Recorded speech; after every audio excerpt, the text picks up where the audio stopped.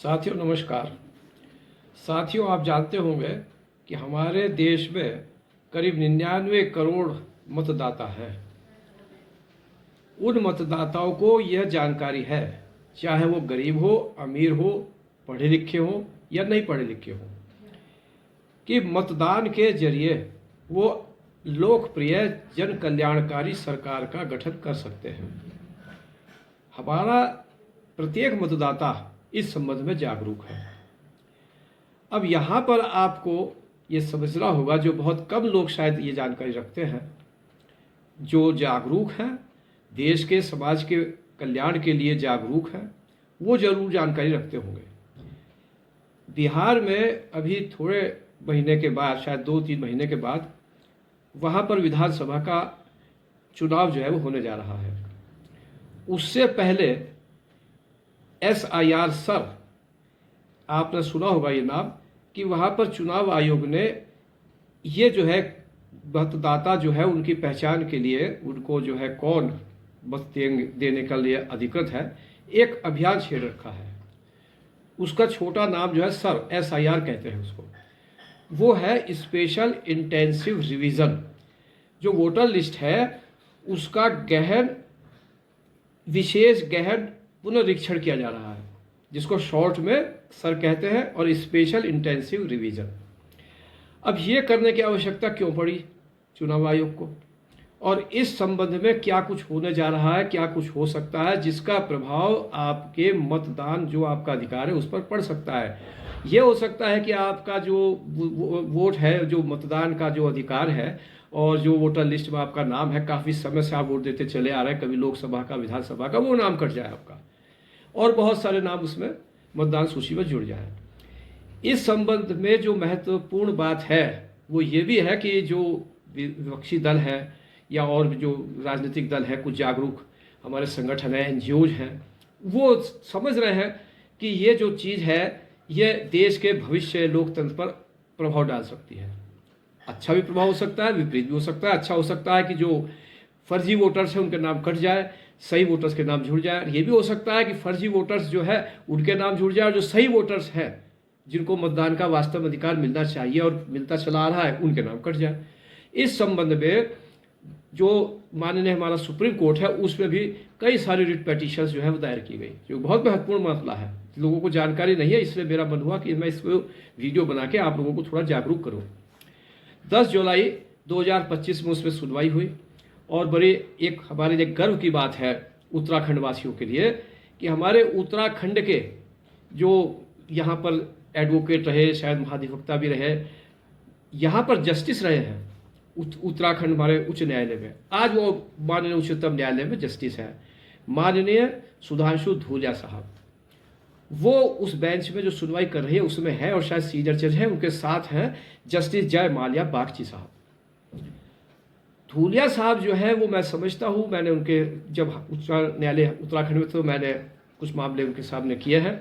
वो बहुत ही, एक कहना चाहिए कि एक इस तरह से जो जस्टिस है कि वो हर चीज़ को पहले समझना चाहते हैं। और ये भी मैं आपको बताऊं कि मेरा व्यक्तिगत अनुभव है कि जो रेस्पोंडेंट या पेटिशनर जो दायर करते हैं याचिका, उनको ही नहीं खाली सुनते।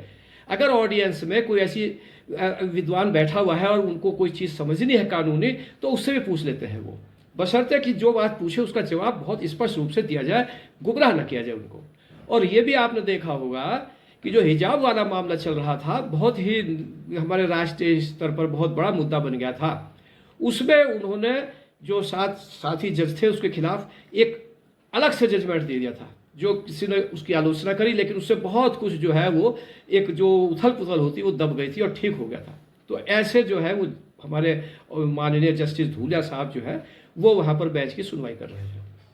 अब 10 जुलाई 2025 को जब सुनवाई हुई, तो जो चुनाव आयोग के विद्वान अधिवक्ता थे और इधर से जो विपक्षी दलों के थे और जो नए जागरूक हमारे जो NGOs वगैरह है, संगठन, उनके जो अधिवक्ता थे, उन सब की सुनवाई करने के बाद उन्होंने जो है वो चुनाव आयोग को निर्देश दिया कि आप जो ये पुनरीक्षण जो कर रहे हैं मतदाता सूची में, उनमें आप जो है कौन से अभिलेख जो है देख रहे हैं और कौन से नहीं देख रहे। इस सब की जब जानकारी मिली तो ये मैं समझ रहा हूँ कि शायद ये ज्ञात हुआ है कि वो 11 अभिलेख देख रहे हैं और वो कौन से भी लेख देख रहे हैं उनकी सार्वजनिक सूचना भी नहीं है।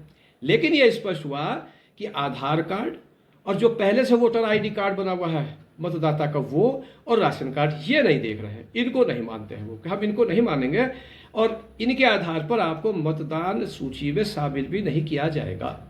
तो मैं समझता हूँ हमारे जो जस्टिस महोदय थे उनको थोड़ा अजीब सा लगा। उन्होंने, चूंकि चुनाव आयोग संवैधानिक संस्था है, एकदम से आदेश नहीं दिया जा सकता, कहना चाहिए कि जो इस तरह के संस्थाएं होती है उनको सुप्रीम कोर्ट थोड़ा सा एक संकेत दे देता है, वही आदेश ही समझिए। अगर समझदार कोई संवैधानिक संस्था है और नहीं है संवैधानिक संस्था तो आदेश देते रहिए, नहीं मानती फिर उस पर आगे कार्रवाई होती है।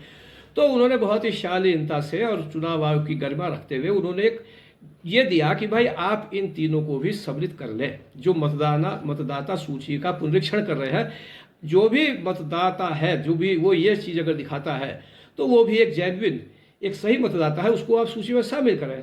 3 चीज़ें उन्होंने कही कि एक तो आधार कार्ड को दिखाता है, एक पुराना आइडेंटिटी कार्ड दिखाता है जो चुनाव के संबंध में जो चुनाव का इलेक्टोरल आइडेंटिटी कार्ड जो होता है वो दिखाता है, राशन कार्ड दिखाता है। तो उन्होंने ये कह दिया और उसके बाद उन्होंने शायद 24 जुलाई तक जो चुनाव आयोग को कहा कि आप अपना एफिडेविट दीजिए इस संबंध में कि आप किस तरह से क्या कर रहे हैं, चूँकि पारदर्शिता की कमी है।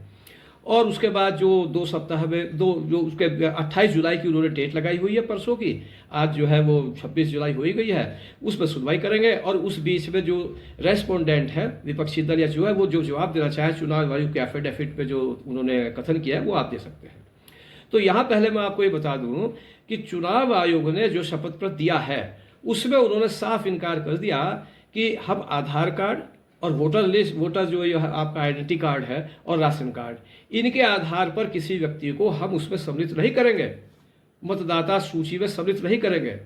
उन्होंने जो 11 अभिलेख बताए हैं वो कुछ और अभिलेख है और उनका कहना यह है कि ये जो चीज़ें हैं आधार कार्ड वगैरह ये पहचान पत्र है, नागरिकता की पहचान नहीं है कि वो भारत देश का नागरिक है। तो इससे स्पष्ट होता है, जिस पर ज़्यादा एक विवाद हो रहा है कि आप इसका मतलब चुनाव आयोग के माध्यम से, और चुनाव आयोग BLO जो वोटर लेवल का ऑफिसर होता है छोटा, उसके माध्यम से आप नागरिकता जो है वो लोगों की उसके संबंध में लोगों को कह रहे हैं कि आप अपनी नागरिकता को साबित कीजिए।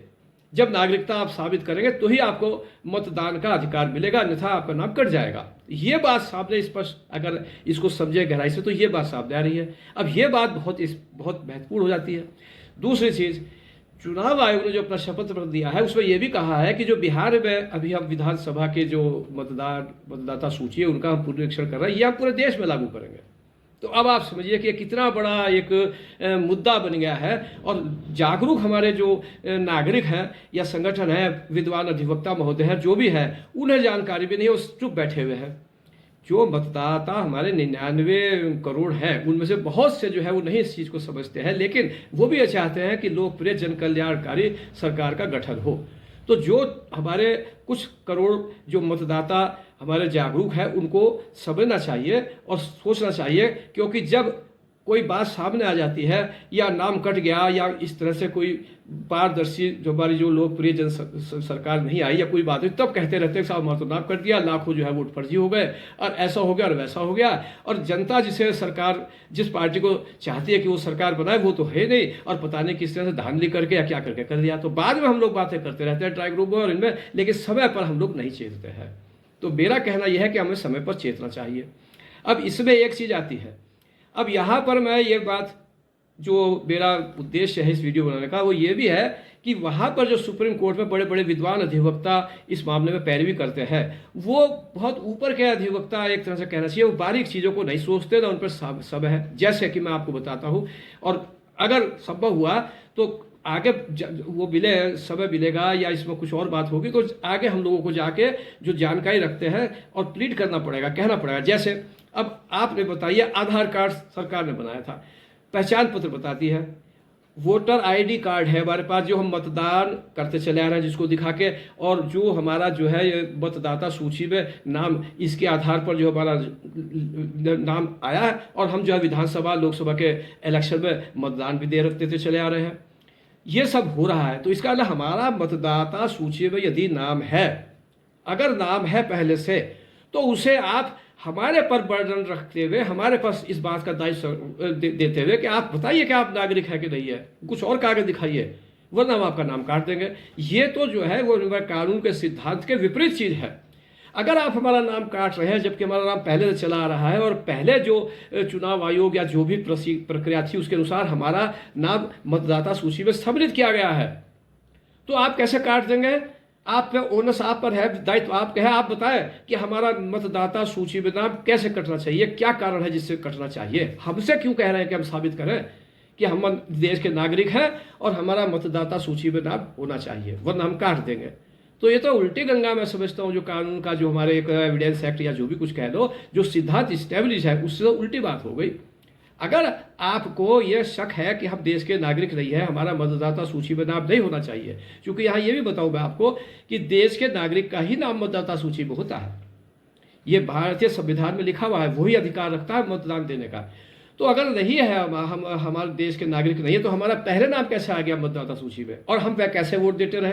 तो इसका मतलब नागरिकों ने, पहले जो सरकारें हमारे देश के नागरिकों ने नहीं चुनी, लेकिन यदि वो नागरिक है और सही नाम उनका वहां पर आया है जैसे भी आया है, तो वो आज भी अधिकार रखते हैं। अगर गलत नाम आया है तो सरकार को, चुनाव आयोग को यह साबित करना चाहिए कि नाम गलत है, इसलिए काटा जाएगा। आप बताइए आपका क्या कहना है? हर एक को आप जो है इस बात कही है। एक बात और हमारे उच्चतम न्यायालय ने 10 जुलाई को कही थी कि जो चुनाव आयोग है उसको क्या ये अधिकार है कि वो इस प्रकार से नागरिकता को देखे? अरे भैया, जो पहले से मतदाता सूची में नाम चले आ रहे हैं उनमें आप देखिए कौन से नाम फर्जी है या गलत है, उनको आप नोटिस दीजिए, सुनवाई कीजिए, नाम काट दीजिए उनको। वो उनके घर घर जाके आप साबित करें, वो साबित करें कि साहब हमारा नाम सही है और हम देश के नागरिक हैं, ये साबित करें। और फिर घर घर कौन जा रहा है कौन नहीं जा रहा, BLO को आपने दे दिया, वो घर बैठे क्या कर रहे हैं क्या नहीं कर रहे हैं कुछ पता नहीं। तो ये जो है ये आर्गूमेंट जो है वहाँ पर, इन शॉर्ट अगर मैं बताऊँ, दोबारा रिपीट करूँगा कि भाई आधार कार्ड के आधार पर, फिर आधार कार्ड आपने जो बनवाया तो आप जो है जो इनकम टैक्स है, बैंक है, वहाँ सबसे लिंक करा दिया। तो अगर आधार कार्ड के आधार कार्ड जिसके पास है वो देश का नागरिक नहीं है, तो फिर ये क्या वो विदेशी है? क्या है वो? घुसपैठिया है, रोहिंगा है? उसका नाम आपने वो जो है उसको बैंक में और स्कूल के एडमिशन में और डॉक्टरों के यहाँ जाने में सब पे आधार कार्ड दिखा के सब कुछ हो रहा है। फिर वोटर ID कार्ड तो ऐसी चीज़ है कि आपने ही बनवाया था, सरकार ने बनवाया, चुनाव आयोग ने बनवाया, हमारा मतदाता सूची में नाम उसके आधार पर लिखा गया है।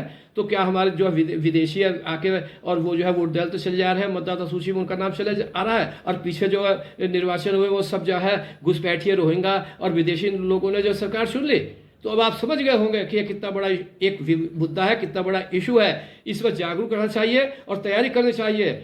जरूरत पड़ेगी तो कुछ और लोग जो जागरूक है, और मैं कोशिश करूंगा प्रयास करके कि हमें माननीय उच्चतम न्यायालय में जाके और इस संबंध में कार्रवाई करनी चाहिए, अपनी बात रखनी चाहिए। जरूरी नहीं है कि 5-7 बड़े वकील अपनी बात रखें। दूसरी चीज़, मुझे बहुत विश्वास है और बड़ा अभी भी मुझे गर्व है, कहना चाहिए कि मैं बहुत फूला नहीं समा रहा हूँ कि हमारे जस्टिस सुधांशु धूले साहब उस बेंच पे बैठे हैं, और मैं बिल्कुल पूरा आशा रखता हूँ कि वो जो होगा वो सही होगा। बिल्कुल हमारे देश कल्याणकारी, देश जो जन कल्याणकारी जो सरकार चुनी जाती है उसको और जनहित को मद्देनजर रखते हुए निर्णय दिया जाएगा।